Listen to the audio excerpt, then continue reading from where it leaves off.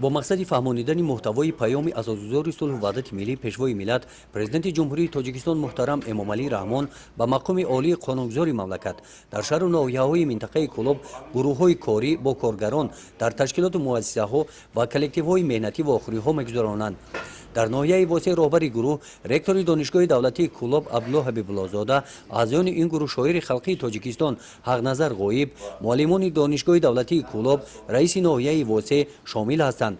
در واخوری اول با معلمان طبیبان کارگران عبدالله حبیب‌الله زاده رکتور دانشگاه دولتی کلوب اوید به محتوای پیام پرزیدنت جمهوری تاجیکستان در سمت‌های معارف و علم جهت تامین نمودن رشد منبع کشور اجرای افضلیت‌های ملی و در این اساس بلند برداشتن سطح و صفت زندگی مردم برآمد کرده قید نمود که هر کدام ما را ضرور است که اوید اجرای دستور و سپارش‌های سرور مملکت سهم خود را گذاریم.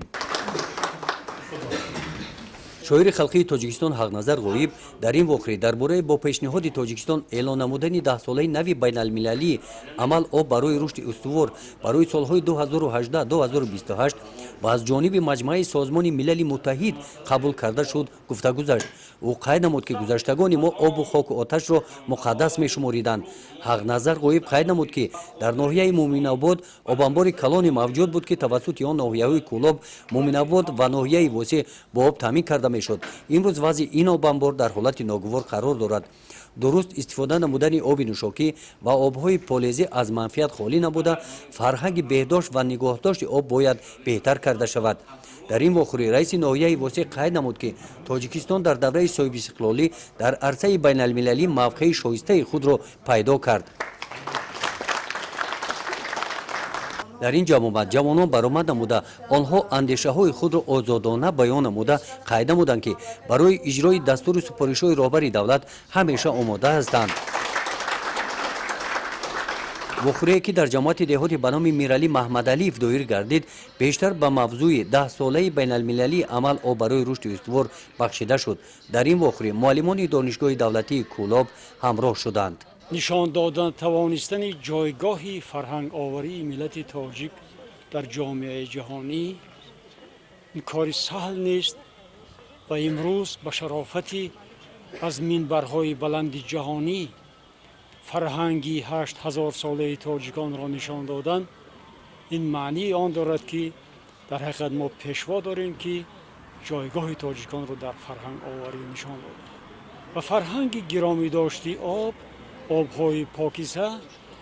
هنوز از 8000 سال پیش و امروز آمده است و محض خرد ازلی همون تاجیکی گرامی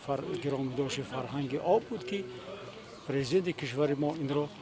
در بین جامعه جهانی به مطرح گذاشته است و ما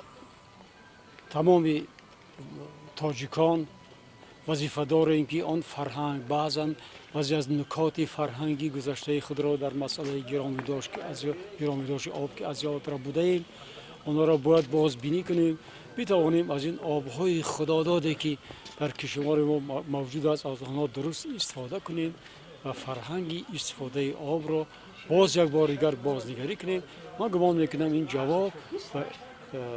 تشبث و ابتکاری جهانی پیشوای ملت ما باشد.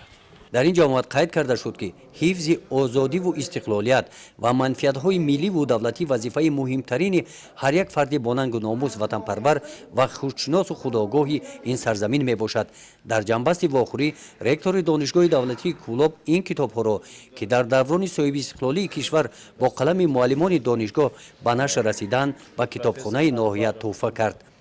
گزارش خواجه نظری خدای نظر ظهورов از ناحیه واسه برای برنامه اطلاعاتی نوید.